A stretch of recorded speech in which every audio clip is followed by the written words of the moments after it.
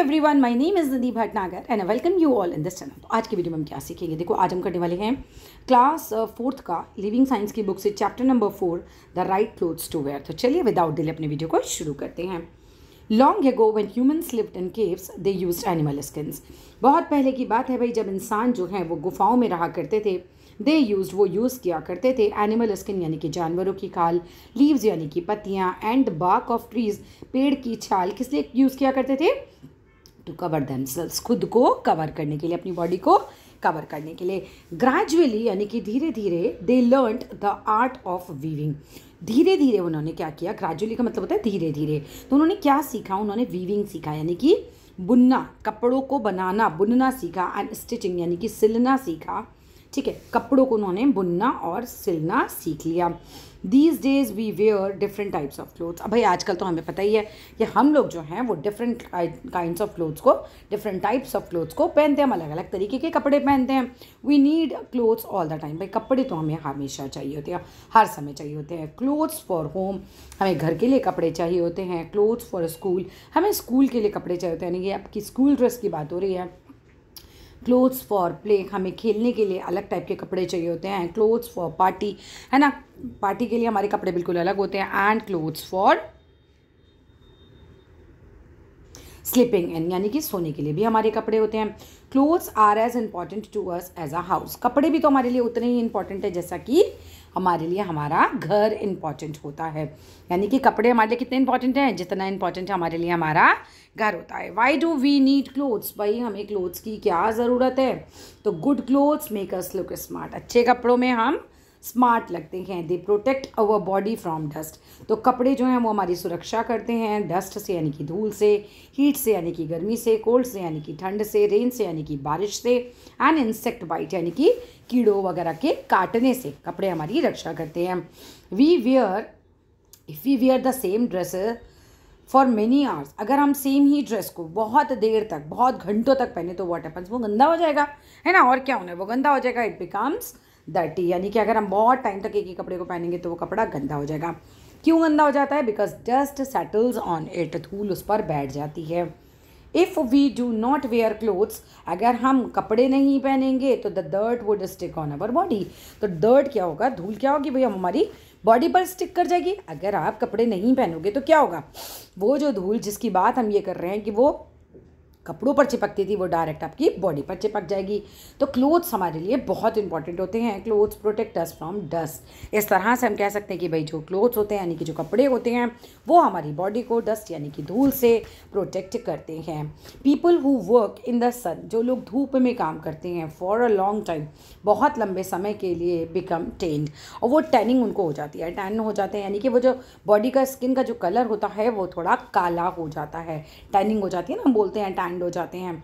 The covered part of our body is usually fairer, जो हमारी body का part cover रहता है। अब आप कभी ना अपना स्टमक देखना, आपका स्टमक जो होगा वो हमेशा आपके चेहरे के रंग से जो है वो ज़्यादा गोरा होता है। क्यों गोरा होता है? क्योंकि वो जनरली ढका ही रहता है। तो जो भी पोर्शन आपकी बॉडी में ढका रहता है ना, वो पोर्शन आपका हमेशा फेयर होता है दैन द अनकवर्ड पार्ट से। क्यों? क्योंकि जो अनकवर्ड पार्ट होता है वो तो धूप के संपर्क में आता है, धूल के संपर्क में आता है, तो इस तरह से वहाँ पे टैनिंग वगैरह हो जाती है। दिस शोज, इससे ये पता चलता है that clothes protect us from heat of the sun. इस तरह से क्योंकि टैनिंग हो जाती है खुले हुए पोर्शन में, तो हमें ये पता चलता है कि जब हम कपड़े पहनते हैं तो वो पोर्शन जो कपड़ों से ढका होता है वो हमें धूप से भी बचाता है। ड्यूरिंग विंटर यानी कि सर्दियों के मौसम में we like to wear thick and warm clothes, हमें मज़ा आता है पहनने में। कैसे? थिक यानी कि मोटे कपड़े पहनने में, और वार्म यानी कि गर्म कपड़े पहनने में। दो protect us from the cold, वो हमें सर्दी से बचाते हैं। When we go out in rain, जब हम बारिश में बाहर जाते हैं, वी वेयर रेन कोट्स, तब हम रेन कोट्स पहनते हैं। They are made up of water proof material, तो रेन कोट्स जो बने होते हैं वो वाटर प्रूफ यानी कि जिसमें पानी अंदर नहीं जाए ऐसे मटेरियल से वो बने होते हैं। और raincoat protect us from the rain, raincoat हमें रेन से बचाता है। If we wear long sleeves clothes, अगर हम फुल बाजू के कपड़े पहनते हैं, लॉन्ग स्लीव्स वाले कपड़े पहनते हैं एट नाइट, रात को, we can protect our selves from mosquito bites, तो हम अपने आप को मॉस्किटो बाइट्स यानी मच्छर के काटने से बचा सकते हैं। Clothes therefore protect us from insect bite too. तो क्लोथ्स इस तरह से हमें कीड़े मकोड़ों को काटने से भी बचाता है। मटेरियल फॉर क्लोथ्स, कपड़ों का जो मटेरियल होता है। Clothes can be made from natural और सिंथेटिक मटेरियल्स। तो कपड़े बन सकते हैं दो तरह के मटेरियल से। पहला हो गया नेचुरल मटेरियल, दूसरा हो गया सिंथेटिक मटेरियल। अब नेचुरल फाइबर्स क्या होते हैं? Natural fibres are made from parts of plants और एनिमल्स। नेचुरल फाइबर्स बनते हैं पेड़ों के पार्ट्स से और एनिमल्स के बॉडी पार्ट्स से, ठीक है, उनकी स्किन वगैरह से। We get fibres like cotton, jute, linen from plants. तो हमें पता होना चाहिए कि हमें प्लांट से कौन कौन सी चीज़ें मिलती हैं। तो कॉटन हो गया, जूट हो गया, लिनन हो गया, ये हमें प्लांट से मिलते हैं। We get fibres like wool, silk and fur from animals. तो एनिमल्स से हमें क्या क्या मिलता है भाई? हमें ऊन मिलती है, हमें सिल्क मिलता है, हमें फर मिलता है, ठीक है। तो ये सब हमें एनिमल्स से मिलता है। सिंथेटिक फाइबर्स की अगर हम बात करें तो synthetic fibres like nylon, rayon and polyester are not found in nature. भाई ये तो जो होते हैं वो नेचर में तो नहीं मिलते हैं। दे आर प्रिपेयर्ड आर्टिफिशियली, मतलब इनको क्या है, मशीन वगैरह से बनाया जाता है। फैक्ट्रियों में ये तैयार होते हैं। And are called man made fabrics. क्यों मैन मेड? क्योंकि इसे इंसान खुद बनाते हैं, ठीक है, ये फैक्ट्रियों में बनते हैं। तो दीज फैब्रिक्स आर स्ट्रेचेबल, ये होते हैं स्ट्रेचेबल, यानी स्ट्रेच का मतलब आप मतलब जैसे होता है ना बॉडी पे फिट हो जाना, स्ट्रेच करके थोड़ा मोटा है उसको भी आ जाएगा, थोड़ा पतला है उसको भी आ जाएगा। स्ट्रेचेबल कपड़ा होता है, थोड़ा खिंच जाता है, हम जिसे बोल सकते हैं, ठीक है। वाटर प्रूफ होते हैं एंड रिंकल फ्री होते हैं। देखो वाटर प्रूफ तो आप समझिए क्योंकि इसमें पानी जो है वो नहीं जा पाता, ठीक है, बहुत ज़्यादा। और रिंकल फ्री भी होते हैं। रिंकल फ्री मतलब इसमें क्या होता है, इसमें सिलवटें नहीं आती हैं। दे ड्राई वेरी क्विकली, ठीक है। तो ये बहुत ज़्यादा जल्दी से क्या हो जाता है भाई, सूख जाते हैं। Synthetic fibres are non porous. इनके अंदर क्या होता है, इनके अंदर छेद नहीं होते, ठीक है, तो हवा आर पार नहीं हो पाती। द क्लोथ्स वी वेयर, जो कपड़े हम पहनते हैं।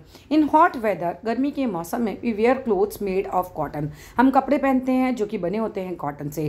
Cotton clothes allow the body heat to escape. Cotton clothes जो होता है वो बॉडी की हीट को बाहर निकलने में मदद करता है।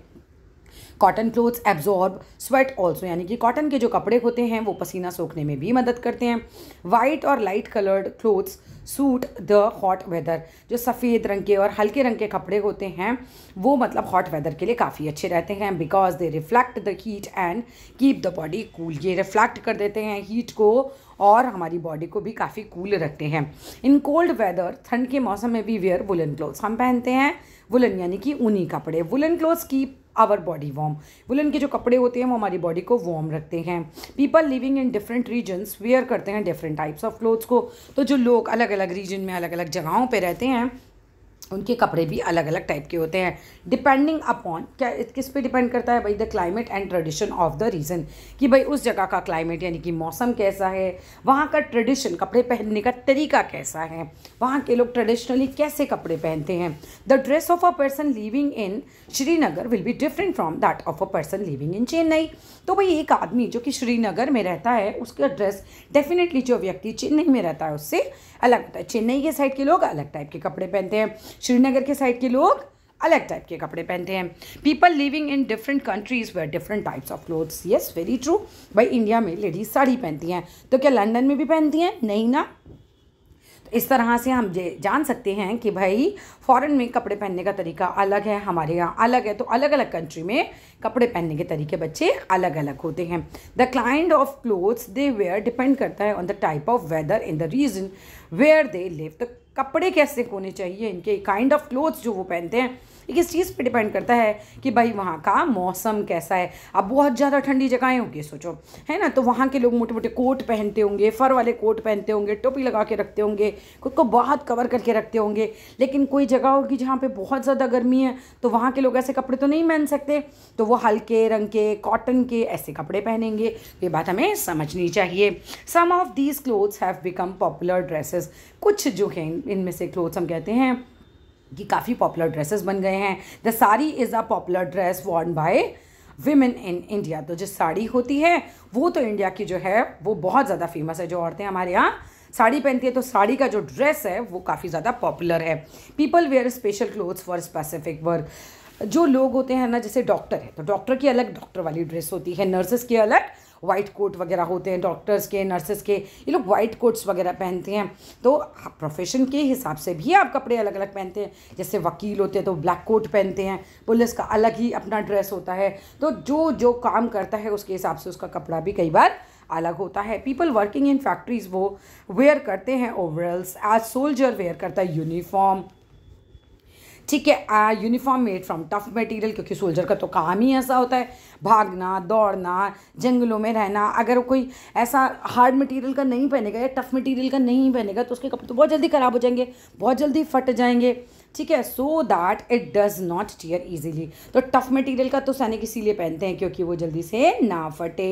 You wear a uniform to school, जब आप स्कूल जाते हैं तो आप अपनी यूनिफॉर्म पहनते हैं, so that you can be recognised as a student of your school. इस तरह से आपको आपके स्कूल का स्टूडेंट की तरह लोग पहचान सकते हैं कि हाँ भाई ये बच्चा इस स्कूल का है। सॉक्स एंड शूज़ की बात करो, we wear socks and shoes to protect our feet from dust. हम पहनते हैं सॉक्स को, हम पहनते हैं शूज़ को, किस लिए पहनते हैं?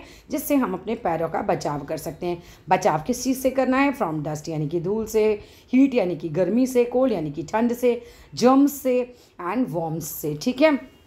कोई भी जर्म्स या फिर कीड़े मकोड़े वगैरह आपके पैरों को ना काटें, आपके पैरों में जाके ना काटें। वॉकिंग बेयरफुट यानी कि नंगे पैर चलना कैन कॉज कट्स, इससे आपके पैर फट जाते हैं, कट्स आ जाते हैं। आपने देखा होगा कि घर में जो लोग चप्पल नहीं पहन के रहते उनकी एड़ियाँ अक्सर फटी हुई होती हैं, उनके पैर जो होते हैं फटे होते हैं। तो हमें क्या करना चाहिए? हमें चप्पल पहन के घर में रहना चाहिए। चप्पल को बहुत साफ रखना चाहिए बट चप्पल पहन के ही रहना चाहिए।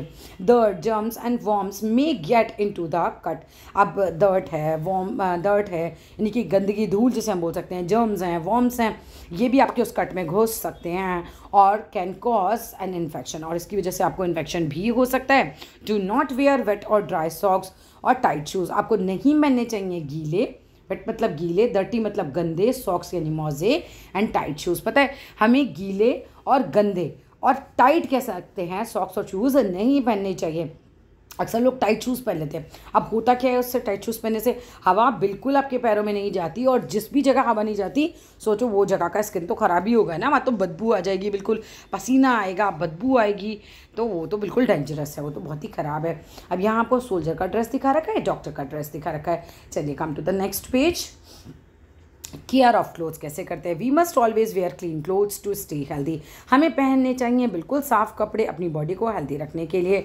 आफ्टर वॉशिंग यानी कि धोने के बाद the water should be properly squeezed out, हमें पानी को अच्छे से निचोड़ देना चाहिए of clothes to help them dry faster. इससे क्या होगा कि कपड़े बहुत जल्दी सूख जाएंगे। Clothes should be ironed to look neat, clothes को अच्छे से प्रेस करना चाहिए जिससे कि वो बिल्कुल नीट एंड क्लीन दिखाई देंगे। Silk and woollen clothes should B washed in gentle slope. अब जेंटल सोप का मतलब ये हुआ कि मतलब जो साबुन में ना जो केमिकल्स हैं वो लिमिटेड मात्रा में हो, क्योंकि अगर बहुत ज़्यादा हाई केमिकल वाले हम साबुन यूज़ करेंगे ना तो हमारे कपड़े ख़राब हो सकते हैं उससे। तो हमारे जेंटल जो सोप होते हैं उससे ही हमें इन्हें साफ़ करना चाहिए, क्योंकि ये बहुत ही डेलिकेट होता है, सिल्क है, वुलन है, ख़राब हो जाएगा नहीं तो जल्दी। They can be sent for dry cleaning also, हम इन्हें ड्राई क्लीनिंग के लिए भी भेज सकते हैं। A tear in a dress should be mended in time, अगर आपका ड्रेस फट गया है कहीं से तो आपको उसको टाइमली सिल लेना चाहिए, फटे कपड़े नहीं पहनने चाहिए। रिमेंबर, याद रखिए, अ स्टिच इन टाइम सेव्स 9। आप patients clothes must always be disinfected.